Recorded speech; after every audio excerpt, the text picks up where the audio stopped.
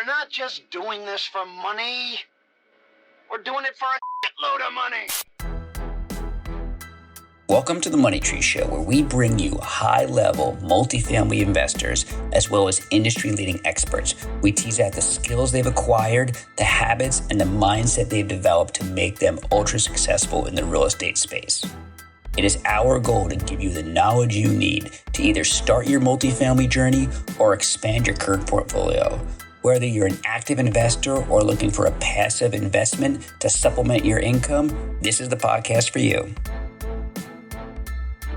All right. Welcome, Ryan, to the Money Tree podcast. I'm here with co-host Anthony Vandermeer. I am Matt Damon, and we are excited to talk about real estate and financial freedom. Ryan, how you doing today? I'm doing well. How are you guys? Can't complain. I'm in my last couple days here in Barbados, and so enjoying the last of this good weather. And I hear they're coming back to some relatively warm weather for New England. How you doing? I'm doing fantastic. You missed like negative 40-degree weather, so I'm not sure you missed a whole lot. But yeah, I'm ready to do this. Let's do it. This should be fun. Yeah, the last couple of weeks, I'm sure Anthony could tell you too. Like we had frozen pipes in several of our buildings. More buildings had frozen pipes than didn't. So yeah, it's been kind of a zoo the last couple of days. It was a good time. Yeah, I actually didn't get one single phone call about a frozen pipe. I think I might be the only one I know that didn't get a phone call about a pipe. You have got to share your story. Wow, that's awesome. All right. In fact, I sold a 13-unit property 2 days before this, and that building, the manager called me and he was like, "Hey, there's a burst pipe in there. You sold it at the right time." And I'm like, "Oh God." Amazing. Nice. Well, sometimes that's how it goes. Yep. So let's jump in here. Why don't you share with us a little bit about your background? How did you get into the real estate industry? Sure. So when I was 21 years old, I was in undergrad, UMass Lowell, trying to become a physical therapist was what I thought I wanted to do. And while I was in school, I was chatting with my mom one day, and I'm like, "All right, let's do the math. Like, I'm gonna get out of here after 7 years of school, making like $120,000 a year, and I'm trying to figure this out. I'm like, how the hell am I gonna buy like a $2 million home? Like, how the hell can I buy a Ferrari on that? Like, that was like how my mind thought when I was in college." And she was like, "You know what? Why don't you go chat with your uncle?" And so, long story short, my uncle has owned multiple properties, a construction company, a remodeling company, a bunch of rentals. And so I went and chatted with him, and he was, every weekend for like 6 months, I was at his house talking and learning from him. And ultimately what ended up happening was, instead of trying to rent somewhere when I was done school, I ended up buying a duplex when I was 21, and went in, fixed one of the units up. The other one was already rented, held onto it for 2 years while I was in my master's program. And then I ended up selling it and walking away with essentially my salary of what I was going to make when I was done school. I was like, this is it. I've made $700 a month for 2 years, and now I'm going to walk away with a $90,000 check. I'm like, there's something more to this. And I've really got to explore this. Long story short, I thought I was going to go to medical school, ended up going to PA school. I ended up getting my master's degree, and then worked as in an ICU for 2 years. And during that time I had bought, oh my God, like almost 75 units in that 2 year range with some partners, some by myself, some with partners. And then after 2 years, I stepped away, and now I'm up to about 250 units. We flip anywhere between 15 and 20 properties a year. We do some wholesaling, and now we're doing a couple development projects. So it's going well. Nice. That's amazing. Was there a point or an inflection point? It sounds like you're speaking to your mom. Like, where was it? What was the antithesis to you decide, all right, I'm going to continue on with my education. However, I'm going to transition more towards real estate. Was there a moment there that you decided it just made sense? Was there an aha moment or a light bulb? Yeah, I just kept reading books about how you could essentially buy these properties and it would just make you money. And then on top of that, you could use somebody else's money to buy these properties and then reap the benefits for it. So in my head, I was like, this is a no-brainer. I mean, I had like $5,000 in my bank account when I bought the first property. I borrowed 10 grand from my parents. My uncle actually held the note for me on that first one. And my thought was like, all right, if I go down and I go under, I'm 21. Who cares? Like, I've got the rest of my life to figure this out. So I was just going to figure it out no matter what. But I guess I don't know. So inflection point for me was you don't really know until you know, right? So you don't really know what something's about until you start doing it and learning it. And until I actually closed on that 2-family and then ultimately ended up selling that 2-family, then a light bulb kind of clicked. Like I just poofed money out of nowhere just by holding it for a two-year period and, doing some legwork on it. And that's really when I got my head started spinning a little bit. Like, okay, I really got to figure out how to ramp this up. Mhm. That's incredible, because I feel like a lot of us don't really.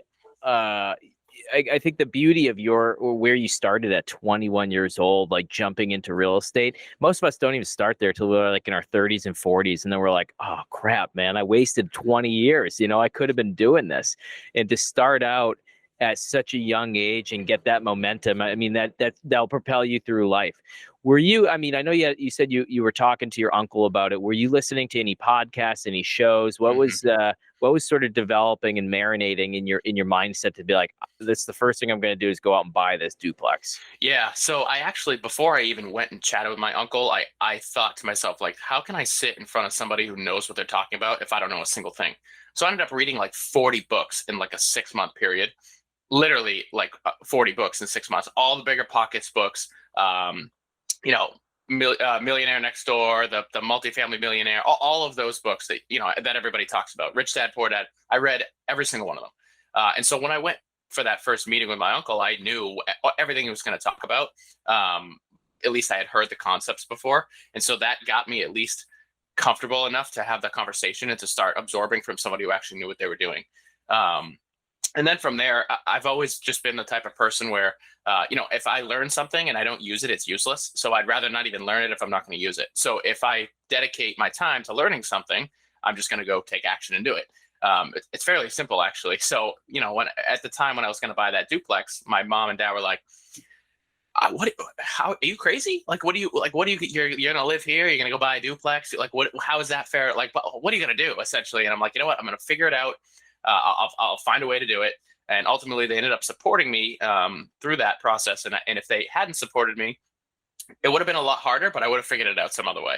And I think that's really the underlying message that I try to push to people is that, everybody's given an unfair advantage. For me, I happen to have a family member who knew a little bit about real estate. Now, granted, he has never owned 250 rentals, right? He's never done that large a scale, but he got me going. And so I think everybody's got that somebody in their life, or whether it's money or capital, capital, knowledge, or experience from somebody that they can leverage and use that to get the wheels going. Nice. The mentee became the mentor, I would say, Exactly. I definitely want to get into, or we want to get into, a bigger deal down the road. But I would, for that, 21-year-old kid who's listening, who loves the story so far, can you give us a quick kind of intro on how you got that, how you found the duplex, did you renovate it, how you finance it, just a quick overview on that deal. Yeah, so this was like 2017 or something like 2017. So I could buy things off the MLS. You could pretty much pick something, right? So this happened to be in Fitchburg, Mass. It was listed for like 150 grand. I made an offer of like 115, and it went under agreement with somebody else. A month later, it came back on the market, and I noticed it, and I'm like, "Hey, Uncle Mike, you want to come check this property out with me? It's I made an offer before, now it's back on the market. Let's go check it out." And he was kind of like, "It needs a lot of work, but they'll probably accept it if you make a cash offer." And I'm like, "Well, how the hell am I going to come up with I have $5,000. How the hell am I going to come up with 125 grand?" And he was like, "Just make the offer. We'll figure it out." So they ended up accepting 126,500 on it. So from the MLS, he funded most of it. I paid all my money out of my bank account, and then I borrowed 10 grand from my parents to fix up that unit. And I started paying them back over time. So really, deal number one, I got very creative. And since then, creative financing has been a huge tool moving forward on almost every single deal. Oh, I want to hear you expand on that. So, because my next question was going to be, okay, you started with the duplex, you sold that before you were even out of getting your master's degree. I think you mentioned that you were at 75 units, right? So clearly you weren't earning, large amounts of money at that point. You were in your career. To go from 2 units down to 0 up to 75, you clearly had to use creative financing. So let's talk a little bit about that. Sure. So the next one I bought was a 3-family, and I actually lived in that one. So we house hacked that one, and I had no expenses. So my wife and I were both, we were working, we were in school. We saved like, I don't know, like 50 grand in like 6 months, which wasn't like a ton of money, but at the time it was a lot of money, in a master's program. And so while I was doing that, I was sending direct mail letters. So I didn't know what the hell I was doing. I was handwriting. Like I still have the same friggin' printer. I would print everything out, write every single letter, handwrite it on the envelopes, and I would send out like, a couple thousand letters a month. And I just kept getting phone calls back, like learning how to talk to people and meeting people like property managers, et cetera, et cetera. And, one day somebody picked up the phone and was like, hey, you should reach out to so-and-so. He's from the same town as you. He's got 50 units. I don't know if you know who he is. It's Mike Marchetti. But anyways, yeah. I've never met him, but I know who he is. So next thing you know, I get in touch with him, and he's already got 50 units, and he's like, dude, find some deals and we'll partner on them. So my thought was, all right, I've got all these leads coming in. If I can lock up a good deal, I'll bring the deal to him, or anybody else I meet, maybe I can partner with people. So the next thing you know, a 10 unit comes across. We end up buying a 10 unit. We raised the down payment, and I didn't know what the hell I was doing. It was actually pretty risky on my end, because I'm like, all right, I'm signing on debt right here, and I don't know what I'm doing, but I was leveraging his knowledge of using the Burr model essentially. And so we own that 50-50. We ended up refinancing that property out, and we owned the property after like 8 months, without any other partners. And I'm thinking to myself, like, okay, I just went from 2 to a 3 to a 10 in like a year and like a little under 2 years. And then we just started picking it up. So we ended up doing a 5 unit, a 9 unit, an 8 unit, and then we did a 66 unit. So we just kept it rolling with the same model. Amazing. Ryan, so you mentioned something earlier on when you first started talking about, we get asked all the time, I'm sure you do too, with someone who's new to the business, they get on a call with you and they say, how could we add value? How can we be part of this? How can we get started? Pro tip, this is exactly what you did. You find a good deal, you put it under contract, and you bring it to someone who's experienced. It allows you to shortcut all the mistakes, because you have someone who has a little bit of experience under their belt, and it gets you some credibility and some momentum. And that's huge. And you did that without any cash. Dude, you don't even have to put it under contract. Like literally all you have to do is just, if you have a lead, you don't even have to put it under contract. Just bring the lead to somebody. And 9 times out of 10, that person's going to be like, do you want a slice? Like, here's a slice of the equity, or here's $10,000. Like, imagine like the amount of times I've collected finder's fees just for bringing a lead to somebody that, just pads the bank account a little bit it's crazy. It really is crazy. So just go up to me. The most important thing to me was, let me find the best deals I possibly can. And if I can master finding good deals, everything else will just fall into place, because I can leverage other people's knowledge. I can leverage other capital. I had already started to do that. And so still to this day, I just find deals. That's literally all I do. I just find deals, and everything else falls into place. So, in the beginning, what do you think? Obviously, this gentleman he just mentioned, he was already very well established. You had a deal or two under your belt, but just starting out. Mm-hmm. What do you think were some of the things that you might have said to him, or what kind of value did you bring to him besides the deal that actually got him to take you serious right in the beginning? Yeah. So he was also young. He's 4 or 5 years older than me. So I think when I came along to him, he's mentioned this multiple times. He's like, dude, you just harassed the shit out of me. Like, you didn't leave me alone. Like, you kept throwing things my way. He's like, at some point, like I was either going to block you or just work with you. And I'm very, very persistent. And I don't know, that I think that's really the key, just being persistent. I probably texted him 25 times over the course of 6 months, and I tried to set up meetings with him, and it got canceled. And I'd be like, nope, we are having this friggin' meeting. And yeah, it worked out. And I've done that with several other people in several other industries, not just real estate, and not just partnerships, like lenders, agents, attorneys. It's just being persistent. Just keep poking and poking and poking, and eventually you'll poke through, and it works out. So, consistency is key. Persistency there. I love that.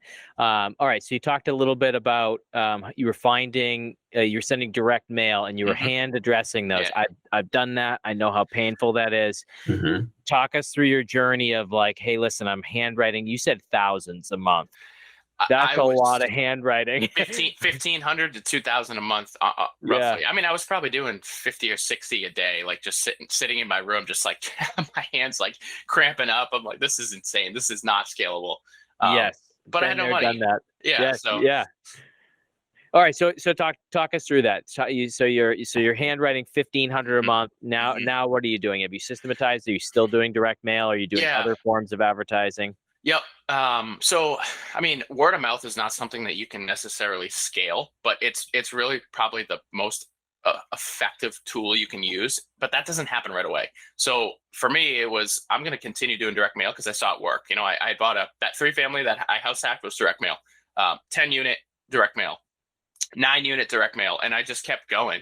And I was, like I said, I was collecting finder's fees. I started wholesaling, and once I started to realize that, okay, I don't have to buy every one of these deals myself. The numbers from direct mail start to look a lot better. So now instead of me handwriting everything, I hire it out essentially to I have a VA that pulls all the lists, scrubs all the lists, finds the LLCs, who the actual owners are, and then I have it down to what their home address is. So when I'm sending these letters, it's not going to an attorney's office. It's not going to the registered agent, which 9 times out of 10 is like ink file. And obviously that's not going to help you. And so, yeah, I started to do that. So now I'll send anywhere between like 4,000 and 8,000 a month. And I don't have the greatest system in the world for how many I'm going to send. But I usually every 3 months, I try to send a group, and then 3 months later I'll send that same group of properties. So every 3 months somebody's usually getting hit with a letter. You guys may have even gotten a letter from me. Who knows? Everybody I talk to is like, if I get one more freaking letter from you, and I'm like, you're gonna keep getting them, man. Dude, that's awesome. There's a couple letters that I just every time I get it, I send a text message to the person like, yeah, it's still not selling. Do you have a unit criteria as far as is it like 3 to 50? What's your what's your criteria as far as the direct to seller? Sure. So if I'm personally going to buy it now, I won't look at anything under 10 units. But if I'm going to assign it to somebody, or if I'm going to pass a deal on to somebody, I mean, I'll pass any deal on to anybody. But really, I don't look at anything unless it's 5 or larger. I really like that commercial space because you can kind of manipulate numbers and kind of you can really control the outcome, and you can kind of predict what the value is going to be.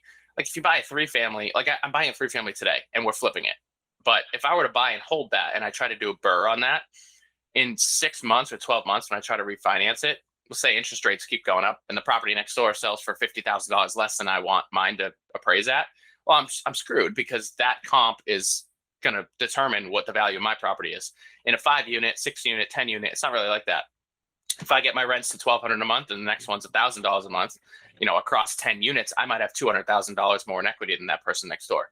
And so that model where you can pretty much determine what the value is going to be before you even buy the property is super powerful, because then it helps you with raising money. It helps you with doing a pro forma. It helps you with the lenders.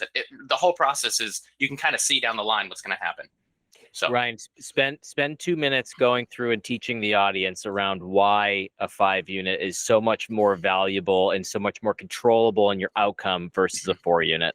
Yeah. So in my opinion, and it's just the rules of commercial lending and how appraisals work, is that you're basing your value off of basically income and expense and a cap rate and whatever your net operating income is.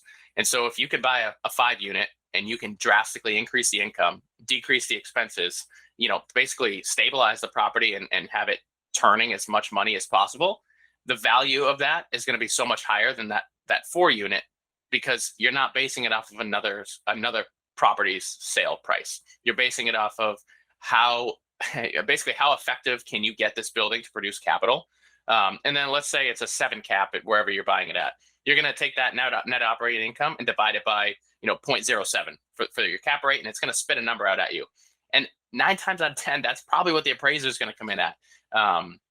So it's fairly easy to say, okay, well, if I increase $50 in rent and divide that by 0.07, I don't know what that is, but that might be $35,000 in value right there just from increasing $50 across 5 units. So it's very powerful.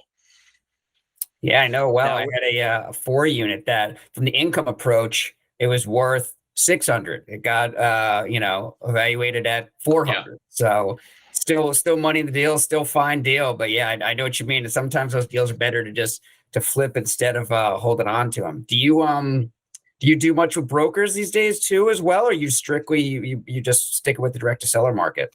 I like brokers. I just don't.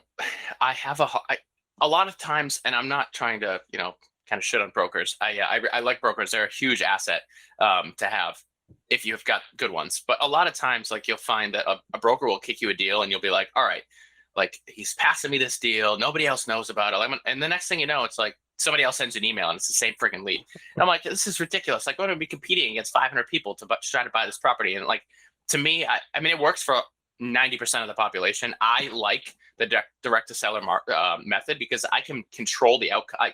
You can get creative. You do seller financing. You can do a seller credit. You can meet the person, go out to lunch with the person. And not only that, but like, even if you don't ever buy the property from them, 10 years down the road, let's say you find a property in that same town. Well, guess who you can bring that deal to now? Like, this guy, he's got a property half a mile away. He would probably be interested in your deal. And so that's why I don't think that direct to seller is all a waste. Like, when you spend money on marketing, everybody who calls you back, you should have a CRM for every single one of those calls and mark where are they at, what properties do they own. And then, if it doesn't look like you're going to be able to buy that property, it's all right. What are you looking for? Like, I come across deals all the time. What can I bring you? What kind of deals can I bring you in the future? So yeah. I found that with the director seller thing, the piece that's really, really hard is not sending out the direct mail. That's the easy piece. Yep. It's the follow through, the follow up, and keeping track. And when you're sending out 4,000 to 8,000 letters, not only is that a lot of money they're spending, but the following up on those, and as leads come in, I mean, I think the rule of thumb is, and you could correct me because you're doing it at scale a lot higher than I am, but typically you get like a 1%, 2% response rate, somewhere between that 1% and 2%. So that is got to be 40 to 80 people coming in, either per week or per month or per quarter, or however frequent you're doing that. Mm-hmm. And that's a lot of people to follow up on. Yeah. Having a CRM solves that immediately. So it's just every phone call you get, it's very simple. Who's the name? What's the property address? Take some notes on the conversation you had, save it, and just have an automatic follow-up. Like, okay, 3 months follow-up. It's very simple. And then on your calendar, it shows up on your calendar when you wake up in the morning. It's like, all right, I got to follow up on so-and-so. What was that property? What was that about? You click on it and everything's right there. When I didn't have a CRM, I mean, I don't even know. I probably lost tons of deals that just like fell through the pipeline that I never thought about. But you said something, 1% to 2% return. That's true. You get a 1% to 2% return when you hire a company to do the letters, and you just, you mass sending out letters. When I was doing it myself, handwritten, and this is for people who are trying to start, maybe they're trying to get creative. Guys, I was getting like a 10% return. Like, if I sent 100 letters, I was getting like 10 phone calls back because they were super personalized. Like, this thing is handwritten. Like, there's no logos on this. It was very like, hey, I'm Ryan. I'm a young guy looking to buy property. And I'd get people call me back like way more. Like, my return then was so much higher than it is now. But you can't do it at a scale, right? So now it just makes more sense to write a check or to pay to have a lot more sent. But yeah, that's the approach I took when I started, and it paid off. So. What about those machines? I hear there's, I've seen them online, those machines that can actually write the letters for you. You ever think of investing in that? And I don't think I send enough. I think I have a buddy out here. His name's CJ. He sends about 25,000 letters a month. And even for him, it's still like those things are like, I think they're like 15 or 20 grand. Like, it's expensive. But if you're going to start like a essentially a direct mail printing business, then maybe it makes sense. I think it's called like Auto Pen or something like that. Mm-hmm. But yeah, I did look into them, and I'm like, oh my God, like, I'd have to send like 100,000 letters a month to do this. It's like, that's like 75 grand a month. Yeah. So.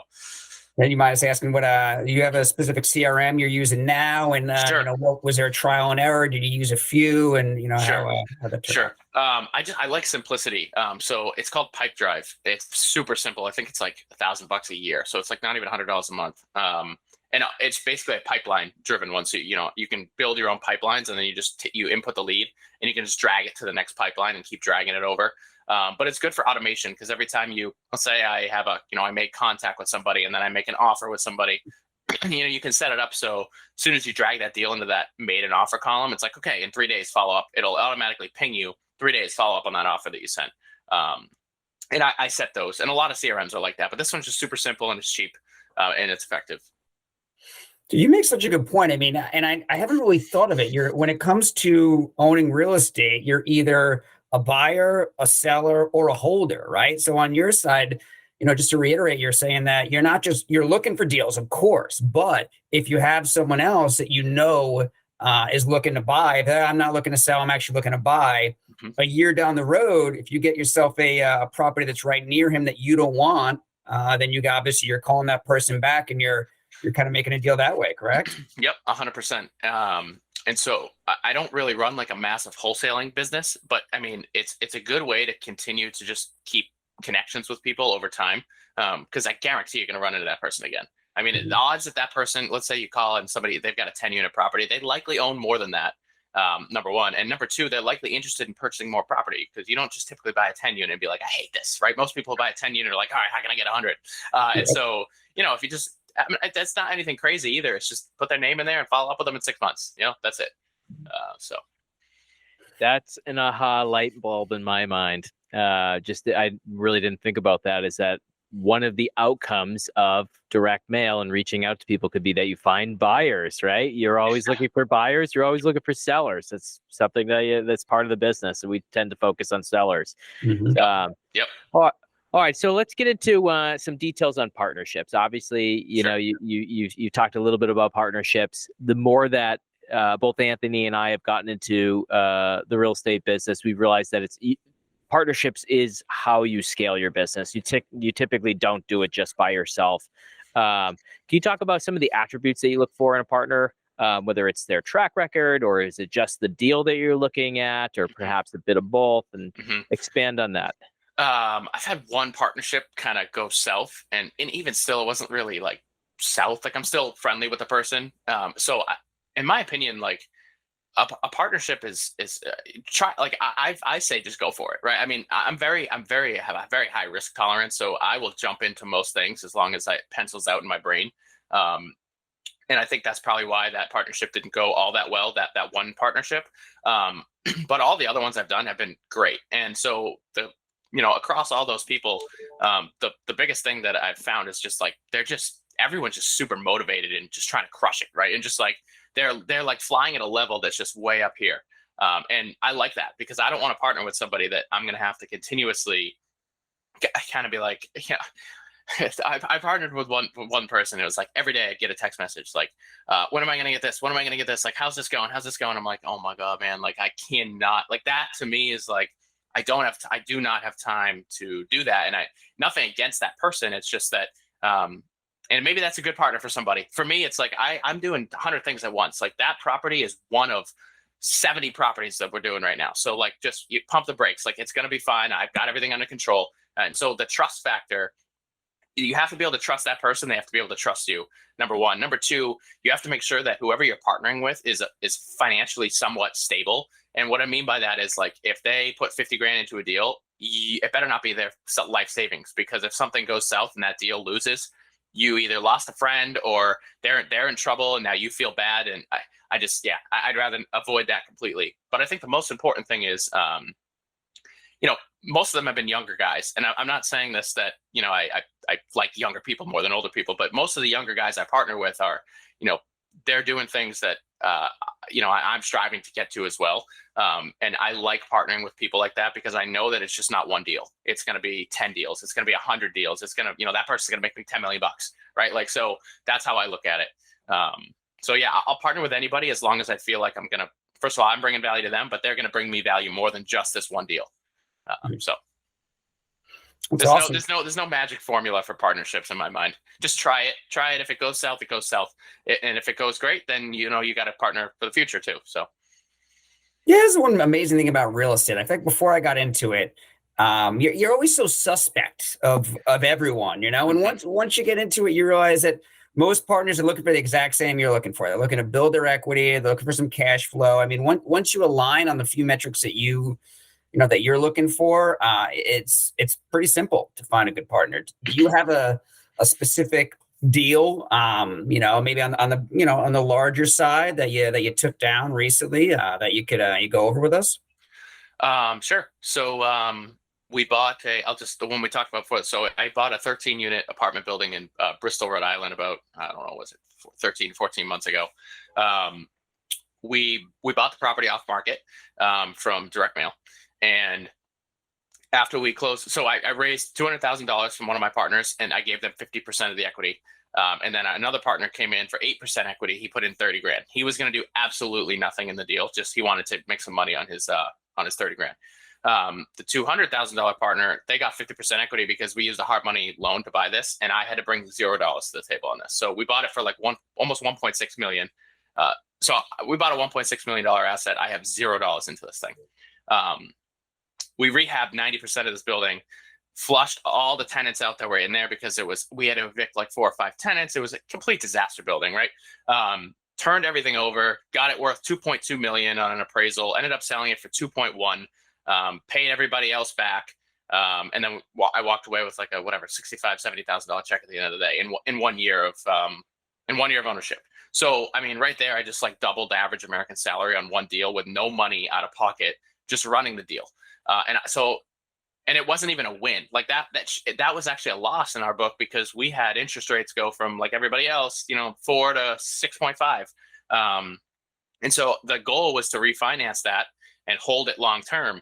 And unfortunately, we got stuck into kind of like a pickle where if we had to refinance it, we probably would have had to bring another 50 to 80 grand to the table just to refinance it with closing costs and everything.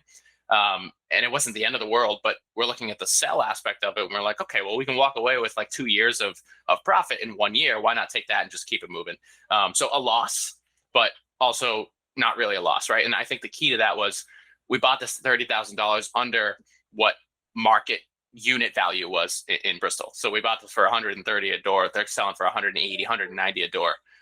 So yeah, buy good deals. Buy good deals. There you go. That's a good key.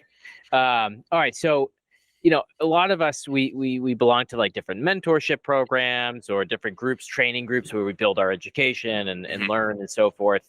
And one thing that they're always talking about is, hey, listen, don't buy in those states that aren't super landlord friendly, right? You need to buy in North Carolina, South Carolina, Florida, Georgia, wherever those places are. We don't buy there, right? We buy here in New England where it's not the worst state to buy in, but it's also not the best either. So what do you say to an investor or someone who's looking to get started and says, I live in one, a very high, expensive priced area, and 2, it's not the most landlord friendly climate? Yeah. So first of all, there are single family, multifamily, apartment buildings, land deals in every single friggin' town and city in this friggin' country. So it doesn't matter where the hell you do it. Somebody next door is doing it and they're doing it well. So I don't really listen to that. I mean, I grew up here, so naturally it was progression for me to stay here. I could drive to the property, I could look at it. It was easy. We do have stuff in Georgia now. I'm buying stuff in Florida. I do like those markets. Don't get me wrong, but there's nothing that's going to stop me from buying a house like right down the road, right? Like it is what it is. You can make it work. Just make sure that your strategy and whatever you're trying to do aligns with where you're at. My self-talk on this one is I have to remember that there are thousands and thousands and thousands of apartments in Massachusetts and Rhode Island and Connecticut, all over the place. In Worcester alone or Lowell alone. Exactly. And someone owns those, right? Yep, so they're making money off of this. They're not doing it for a loss. Correct. Yeah. Nobody buys like an 80-unit apartment building to lose 500 grand a year. It's just like, yeah. Not to mention the profits baked into it, right? Like for that little extra hassle about being in a mildly unlandlord friendly state, you're getting it at a 7 cap as opposed to Texas, which is at a 3.5 cap. So yep. I don't know about you, but for the extra grit, I appreciate the extra profit. Yeah, and a lot of people are afraid of, oh my God, well, what if I can't evict the tenant? Okay, so here's my spiel on this. If it costs you an extra 2 months of rent to evict a tenant here versus New Hampshire or Florida, if you're holding this property for 30 years, that $2,000 doesn't even what do you talk? Like, come on, man, like just get over it. Like it's 2 months, right? So I don't even look at that. I don't even care. If it takes me 3 months, it takes me 3 months. It takes me 6 months, it takes me 6 months. It is what it is. The plan is to hold the property long term, then it doesn't matter. Though that 2, 3, 4, even 10 grand does not make a difference over the course of 10, 15, 20, 30 years. So well said. I know we're kind of coming on time here. A few more questions. Is there any? Sure. either on the real estate end or even non-real estate? Is there any habits, routines, things that that you do that kind of, you think that has helped with your success? Yep, I think I stand by this more than anything else, and it has nothing to do with real estate. I get up at 4 o'clock in the morning every single day. I'm literally the only person I know that gets up at 4 o'clock in the morning, and a lot of people ask, like, "What the hell are you doing?" Yeah, there we go, perfect. What are you doing? Getting up at 4?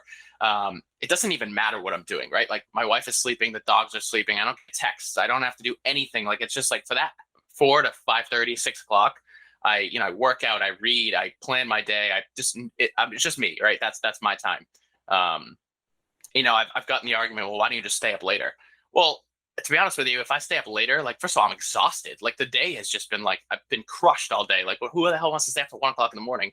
But number two, like, a lot of people are up still at 10, 11, 12, 1 o'clock. I'm going to get texts, emails, calls. I'll be stuck on social media or something stupid. So at 4 o'clock in the morning, that's just my time to grind. That's where the best ideas come from.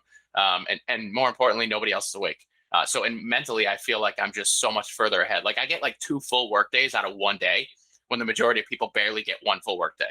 By like 12 o'clock, I've worked out. I've worked a full day. I've had like 3 meals. I've done everything I've had to do before noon, and everyone else is just like hitting the ground running. Yeah, I mean, you're in good hands with Matt, because I'm like a 5:30er, and I have yet to. That's still early. That's still early, man. It's still early, but he's still. I'll text him at whatever 5:15, thinking I got him this time, and 2 minutes later, boop, come, hey man, what's up? Been up for a half hour now. So. I think what's funny is that all my partners, I'm in masterminds, my team especially, like, they'll get texts from me at like 3:45 in the morning or 4:15. Yep. Because like, I'll think of something and I'll text them at like 4.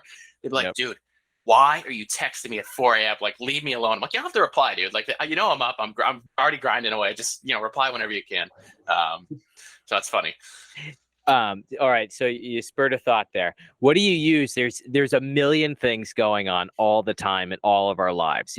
We got property development, we have jobs, we have all sorts of things that are happening.